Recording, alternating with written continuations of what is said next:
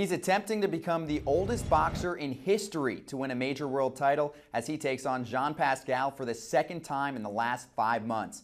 I'm Scott Braun, and the incomparable Bernard Hopkins joins us right now. Bernard, you're fighting someone almost 20 years younger than you for the light heavyweight championship. George Foreman won a title at 45. What's your recipe for still going strong at age 46, and what's your motivation to keep fighting? Well, one of my motivations is to set my own legacy even further, as you mentioned, attempting to surpass George Foreman's record, and also to set the bar high for the future and to leave a profound history of the Hopkins family in the footprints of, I say, boxing, with my legacy being, I guess, a milestone for all the future fighters that come. In the future, we'll have something to look forward to. And you know what? If you don't have the love for what you do, you can get bored real quick in this business.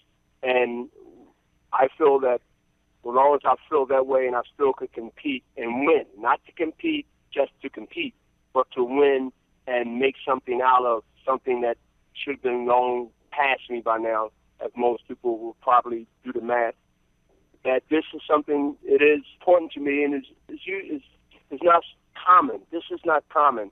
And I want to show the world that you might not see this again. And still going strong at age 46. Now, Bernard, I understand that you've got some of the championship belts in your possession, yet Pascal is technically the champ right now. He had the titles, and the December match was a draw. So why are you holding on to the belts right now?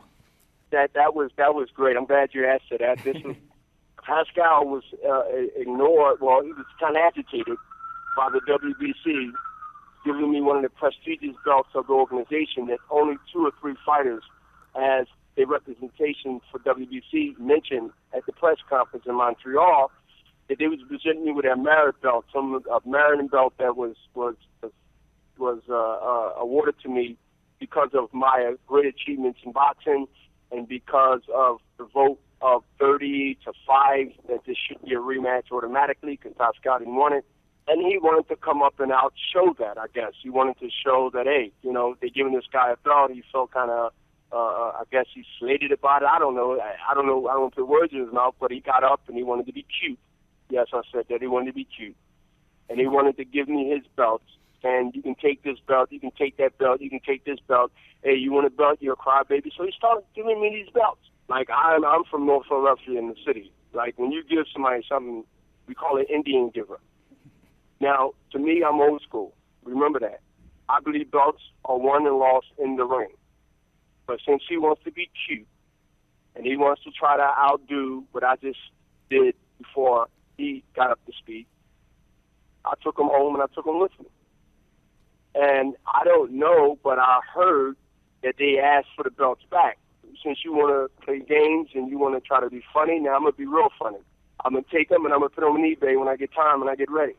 Great stuff, and certainly so much drama leading up to this May 21st fight. You and Pascal even got into it at a recent press event. You exchanged a few early jabs. Pascal kept yelling out to you, take a test, take the test. You've never been involved in any performance-enhancing allegations, Bernard. So what's he saying this for? I don't know. I know my lawyers are dealing with that. They told me not to make any comments on it because my career has always been based on honesty. That's all I can say. And integrity. And that's what I stand by.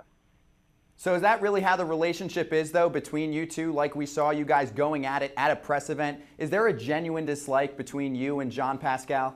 Well, I think there's always a competition between the age of this wonder and the young lion or the young cub that's coming up. I mean, think about it.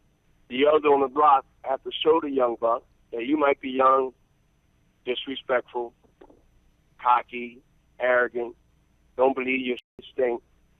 I gotta let you understand that. I gotta show you that. I gotta actually show you that it do stink, and I gotta actually show you. See, you might have me by years, but you don't have me by time, and that's what you witnessed in December, and that's why I'm going to Montreal. How boldly and courage I'm going to his own backyard to whoop his ass and leave. I'm going in his hometown like a Navy SEAL dressed up in the executioner hood and whoop his ass and leave and fly back home within an hour. I'll be back in my condo in Philadelphia. That's a Navy SEAL. And we are certainly looking forward to that. Bernard Hopkins going to the backyard of John Pascal. Now, Bernard, last question for you. I really got to touch on it. You're a Philly legend. We all know that. You're a big Eagles fan. So what prompted you to talk about former Eagles quarterback Donovan McNabb recently? Well, I mean, a reporter had this thing about, I guess she loves McNabb. And I said, she thought, I don't know why McNabb would come up in my media workout, but nevertheless, I never had short words of comments. I said, well, at the end of the day, I said, McNabb I ran him out of the town. I said, McNabb has been a corporate guy, and everybody knows what that means. He's a corporate guy, and he's always will be a corporate guy. Doesn't mean he's a bad guy. It just means that it played out in his heart. It played out in his game of a quarterback and as a leader, and it played out in the locker room with T.O. when he ran to the personnel and tried to say, either get him out of here, I'm the man of the team, I'm the guy of the team. We all know what that is. What he said on the HBO special was something that he wanted to, I guess, clear the air because he felt betrayed by the personnel, the backdoor office people. So he thought he was somebody that he wasn't.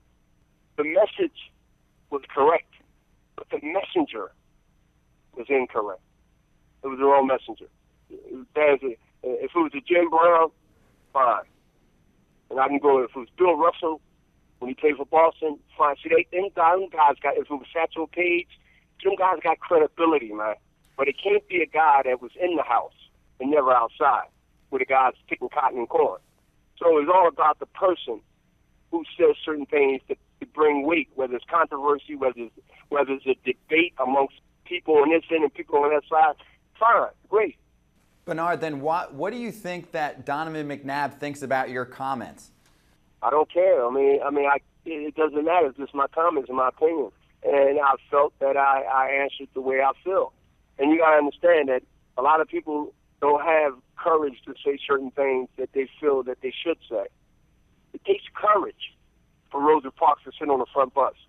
It takes courage for somebody to be a leader against something that's wrong and bad and get assassinated. That takes courage, man.